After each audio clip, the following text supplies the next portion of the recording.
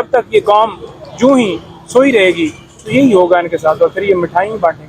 जो कहता था कि मैं अदालतों को फेस करता रहा, मैं मुकदमात भुगतता रहा, उसका बयानिया अब कौम के सामने जो है वो एक्सपोज हो चुका है कि वो अदालत से 4 हफ्ते की छुट्टी लेकर गया था और 4 साल वो लगा कर वापस अदालतों के और सारी सरकार को इस्तेमाल करके उनके कंधों पर बैठ के सहूलतकारी करके वो वापस जो है वो आ रहा है। वो आ नहीं सकता था क्योंकि उसे पता था कि मेरे केसेस हैं, और उसने तरामीम इसलिए करवाई थी हुकूमत के दरमियान कि उनके केसेस ख़त्म हो जाएं। अब उन्होंने देखा कि अब लेवल प्लेइंग फील्ड जो है उनके लिए सेट हो चुकी है, मैच जो है वो सच चुका है। इमरान खान जिसने उनका जो है वो उनको नंगा किया था, वो इस वक्त जो है वो जेल में है, तो लिहाजा अब तो बाकी सारे जितने हैं वो खामोशी से हमारे वेलकम के लिए कोई बात नहीं करेंगे, हमारे ऊपर कोई क्रिटिसाइज नहीं करेंगे। तो वो आ रहा है। लेकिन बात ये है कि वो आए, हम तो पहले भी नहीं कह रहे थे, वो आ इसलिए नहीं रहा था कि उन्हें कौम का सामना करने पड़ना था। कौम जो है वो उनको वो भूल जाए कि कौम के दिल में उनके लिए मोहब्बत है।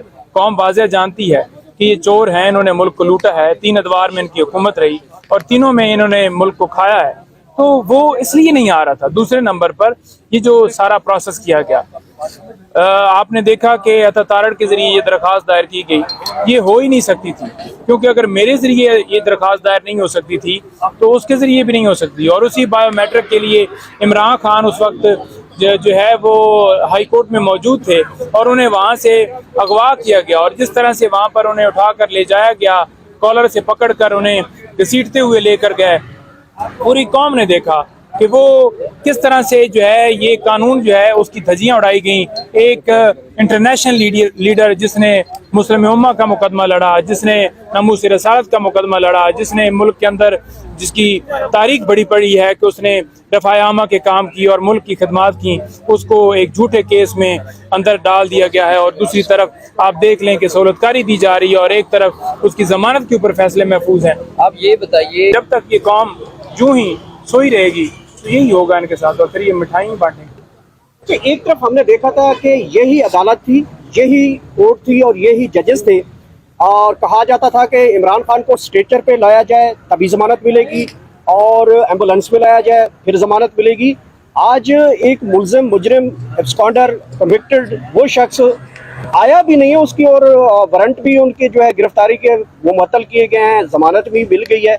तो ये अदालतों का दोहरा मेयार जो है वो कब तक रहेगा? देखिए, बात यह है कि नवाज शरीफ जो है वो आए बगैर उसकी बायोमेट्रिक होना ज़रूरी थी, जो कि इस्लामाबाद हाई कोर्ट ने स्पेशल यहाँ पर एक कानून बनाया हुआ है, उन्होंने एक प्रोसीजर बनाया हुआ है कि जो बंदा भी ज़मानत दायर करेगा या केस दायर करेगा वो खुद आएगा, बायोमेट्रिक करेगा। लेकिन जब इमरान खान साहब की तरफ से हमने दायर की थी तो व्हील चेयर के ऊपर इमरान खान साहब को हम लेकर आए थे और खान साहब को उसी व्हील चेयर से उठाकर मेरा सवाल ये है कि यही जो अदालत थी और यही जजेस थे जिन्होंने कहा था कि एम्बुलेंस में डाल के लाया जाए और स्ट्रेचर पे डाल के लाया गया तभी जमानत मिलेगी। बिल्कुल बिल्कुल सही कह रहे हैं। और दूसरी तरफ आप देख लें कि बाहर से बंदा जो है बटन दबाता है, इधर से जमानत मिल जाती है, और बटन दबाया बाहर से उसने है, लेकिन यहाँ पर पूरी सहूलतकारी की, पूरा मैच जो है वो बनाया गया, ग्राउंड बनाया गया, लेवल प्लेइंग फील्ड वो क्या कहते हैं, जिसमें ग्राउंड के अंदर वो मैच भी खुद खेल रहे हैं, वो फील्डिंग भी खुद कर रहे हैं, बॉलिंग भी खुद कर रहे हैं, तो फिर मैच तो उन्होंने जीतना ही है ना जी। -2 फार्मूला जो है वो बड़ा इस टाइम ज़ेरे गर्दिश है कि -2 फार्मूला के तहत जो इलेक्शन होंगे, और ये समझते हैं कि -2 फार्मूला जो है वो ज़ाहिर बात है एक नवाज शरीफ है, दूसरे इमरान खान की तरफ इशारा है। देखें, -2 फार्मूला जो है ना वो कामयाब नहीं होगा। उसकी वजह क्या है कि एक तरफ अवाम है, अवाम की ताकत है, और एक तरफ डंडा है।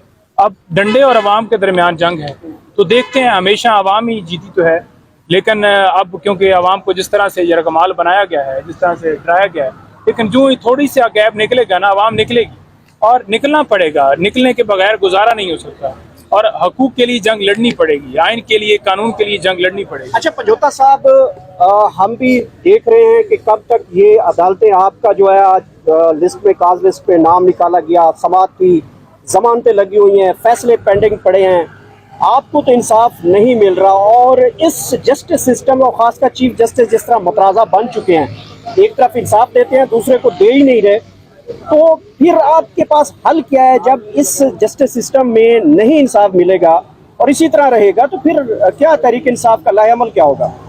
دیکھیں ایک طرف انصاف نہیں دیے جا رہا ہے، ایک طرف قانون کی دھجیاں اڑائی جا رہی ہیں، آئین کو پامال کیے جا رہا ہے، اور دوسری طرف انصاف کا قتل ہو رہا ہے. یہ جملہ بنتا ہے، انصاف نہیں دیا جا رہا، یہ جملہ غلط ہے. ایک طرف قانون کا قتل ہے اور دوسری طرف سہولت کاری ہے. ٹھیک ہے جی. بات یہ ہے کہ اس وقت جو پوزیشن ہے ملک کے اندر عدالتوں کی، وہ بڑی ہی کویسچن مارک ہے. اور اسپیشلی ہم یہ نہیں کہہ رہے کہ کوئی پورے ملک کے اندر ساری عدالتیں ایسی ہیں، لیکن چند عدالتیں، چند ججز. اب آپ یہ دیکھ لیں کہ سپریم کورٹ میں معاملہ پینڈنگ ہے سویلین کے ملٹری ٹرائل کا. اس وقت 16 بندوں کی، 10 اور لوگوں کی ضمانت جو ہے وہ ان کا ٹرائل شروع ہو گیا، تو اس کے اوپر کوئی فیصلہ نہیں ہوا. روزنامہ قدرت کی ویڈیو دیکھنے کے لیے ابھی یوٹیوب چینل پر سبسکرائب کریں اور بیل آئیکن پر بھی کلک کریں.